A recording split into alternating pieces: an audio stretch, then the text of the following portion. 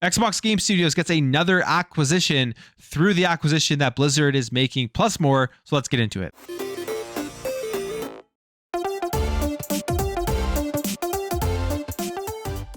So as we get closer to the closing of the acquisition of Activision Blizzard with Xbox, it seems like Blizzard themselves are not done acquiring studios to help bolster their games, as they plan here to acquire Proletariat, which is the studio behind the Battle Royale game Spellbreak. Now, Spellbreak is a third-person wizard, magic, mages style of battle royale game, different than all of the other battle royales out there. And unfortunately, the game is actually closing down. It's not going to be anymore, as Blizzard here plans to acquire Proletariat to start working on World of Warcraft, to help them continue to make that game and to make it better than it currently is. We are right now in a pretty down state for World of Warcraft. Some of the, I guess, worst couple of years of the game, with the last expansion, which wasn't very good, and they are moving towards now the Dragonflight expansion, which is going to be coming later this year. Now, this team that makes Spellbreak at Proletariat consists of 100 people that are going to be able to help work on World of Warcraft. And it says here, this is the biggest acquisition that Blizzard has made, at least for the past decade. One of the big things, like I said, why they're doing this is so that they can hit their quality and timing goals for the expansions going forward.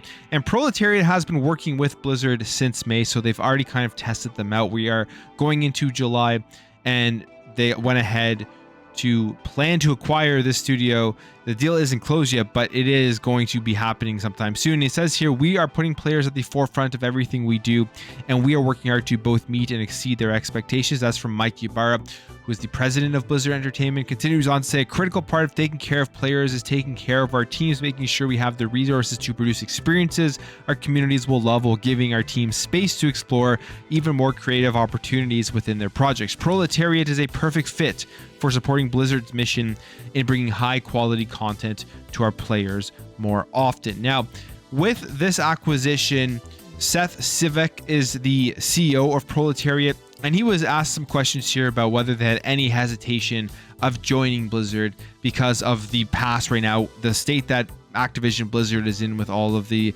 negative things going on with the workplace. We know that stuff is starting to, they've put in things in place to try to turn that around. We know Xbox is going to have opportunity and challenge to make sure that the workplace culture at Activision Blizzard is good once they come over to Xbox. But Seth was asked about this, and he says here, we had a very kind of open and transparent conversation about this, and I think the Blizzard team recognized some of the challenges they've had in some of the earliest conversations. We discussed just how they are looking at continuing to improve the culture and continuing to make a great place for developers to work.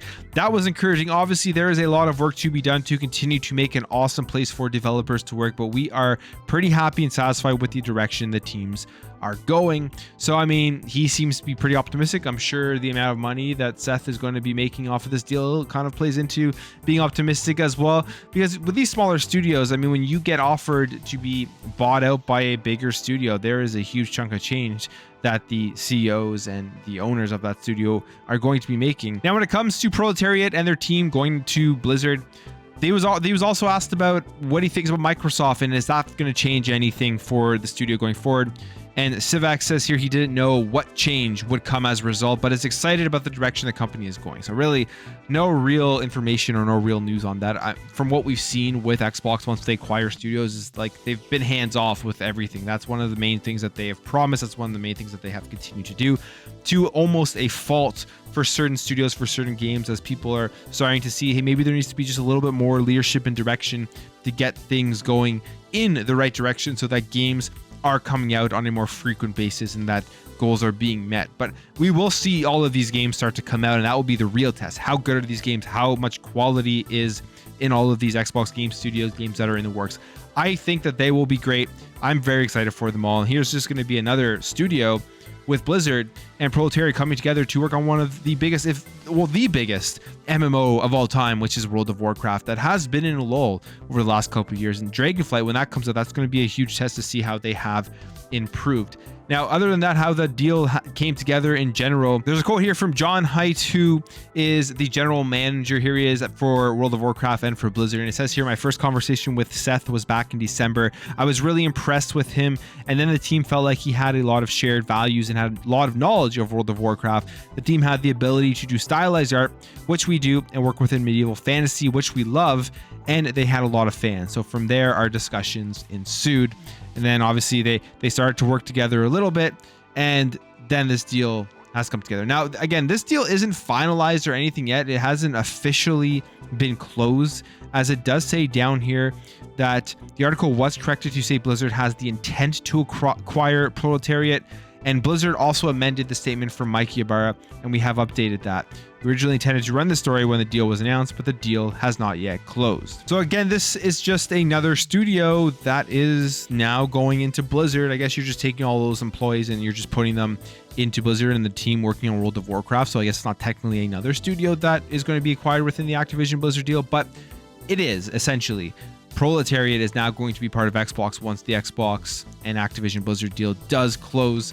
More employees, and we'll see how this all turns out in terms of the quality for World of Warcraft. One of the things that gets me thinking with stuff like this, though, is that Blizzard and Activision, they are really focusing on those main big titles, Call of Duty, World of Warcraft, using a lot of resources, tons of their studios, all to really work on those games.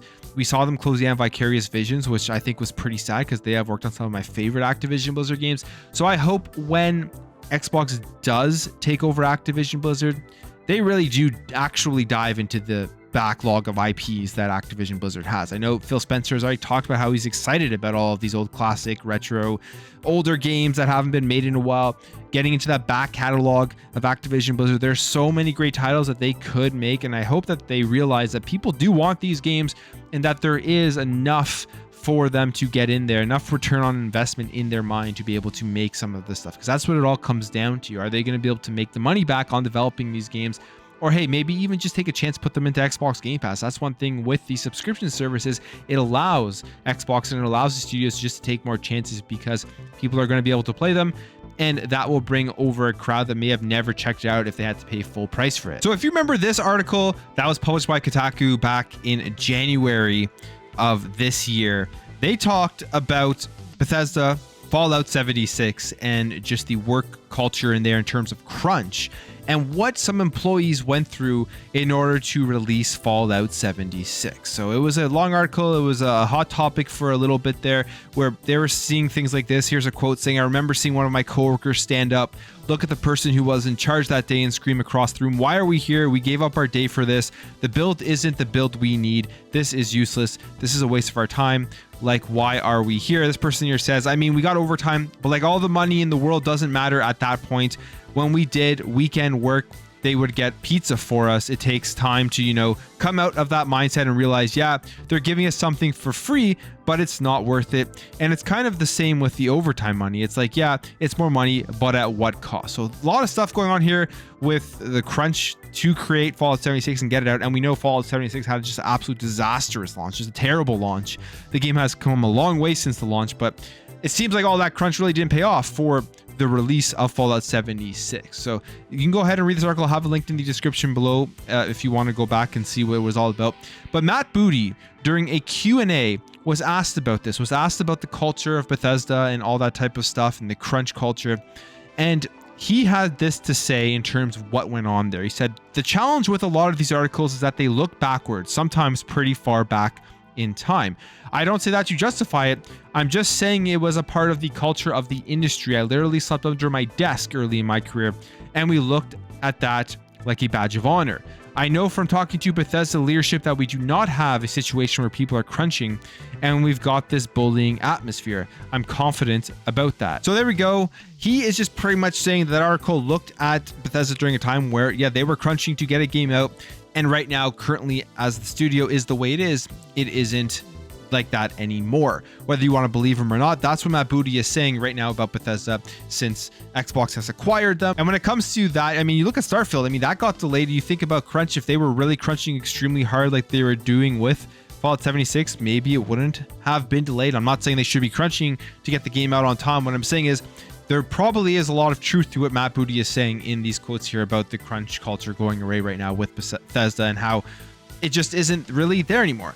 And when it comes to this article from Kotaku, I mean, they've put out multiple articles going into the negative things about studios. A lot of Xbox game studios, you think about the Undead Labs one, you think about, I mean, this one here with Fallout 76, and then the Perfect Dark stuff with the difference in direction that Daryl Gallagher wanted to go versus some of the employees that wanted to go another direction, and then he finally had to put his foot down and say, we're doing this, we're going with Crystal Dynamics to really get Perfect Dark moving. I think in general, I mean, Xbox has so many studios right now that we will probably continue to see deep diving reports into these studios if there are things that aren't going well.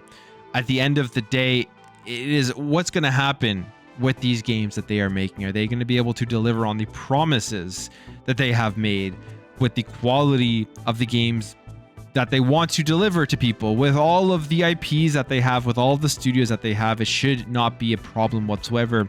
So there's that, and there is the fact, are they going to be able to stick to having a good workplace culture for all of these employees? Because one of the big things here with Activision Blizzard that is going to be under the microscope when that deal closes is how is Xbox going to turn that thing around? How is Xbox going to turn that workplace around to make sure that it is a place that people enjoy going to every single day, and to be able to make the games that they are making? I mean, at the end of the day, you got to have a culture mixed with meeting goals and meeting timelines in a proper fashion. You can't just always be delaying stuff over and over again.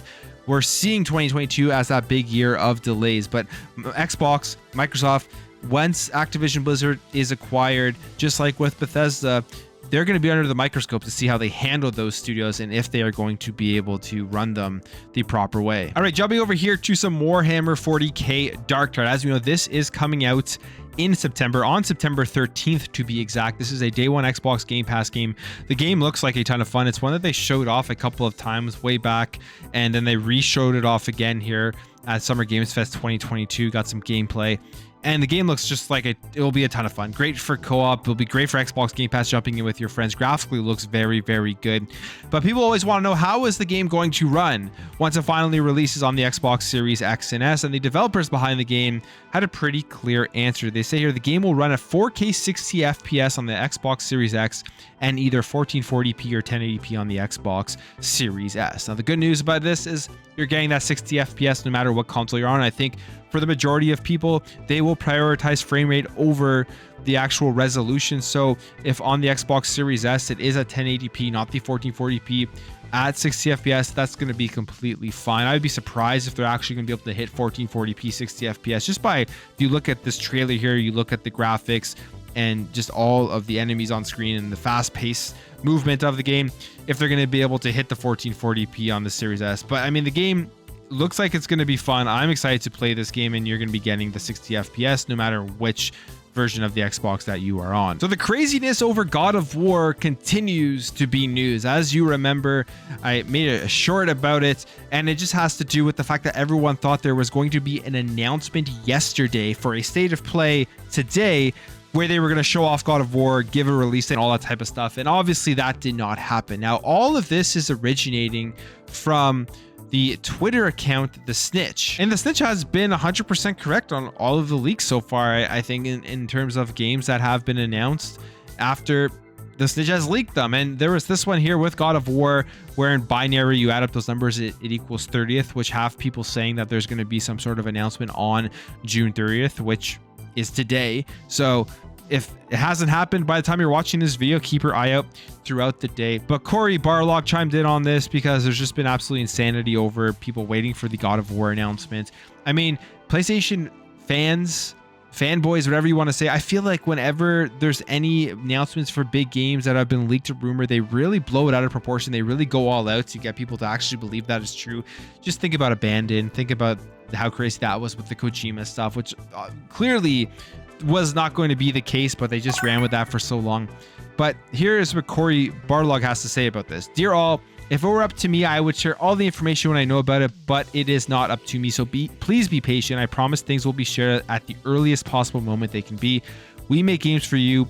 We get to make games because of you. So who knows what that means? Maybe he is hinting that, hey, today there is going to be some sort of announcement. He's just waiting for the okay, and then boom, all the announcements are going to be coming for God of War in terms of the release date. It seems like it is going to be coming out in 2022 from all the stuff that we have been reading, but we're getting into July, and you think that they would want to make an announcement for this game relatively soon. God of War isn't the type of game that you really have to have that much marketing leading up to it and all of this stuff to get people to know about it and go out and buy it. I think with God of War Ragnarok, literally whenever they announce it, people are running out and buying the game on day one. I don't think it's going to hurt their sales that much, even if they were to announce a release date literally like a month before the game comes out. So we'll wait and see if today is the day, and if not, who knows when we're going to get the release date announcement or more gameplay or anything like that for God of War Ragnarok. That's it for me, guys. Let me know your thoughts on the Blizzard acquisition, the comments Matt Booty made about Bethesda and the crunch there. What do you think about Warhammer 40k Darktide and the 60 FPS on both the X and the Xbox Series S? And God of War Ragnarok, when do you think that game is going to be coming out? If you enjoyed this video, hit that thumbs up button. If you're new here, you liked what you saw, consider hitting that subscribe button. Share the video around. Try to grow this community. It would be awesome to see this community continue to grow. Thank you all for watching. Thank you for your support, and I'll catch you in the next video.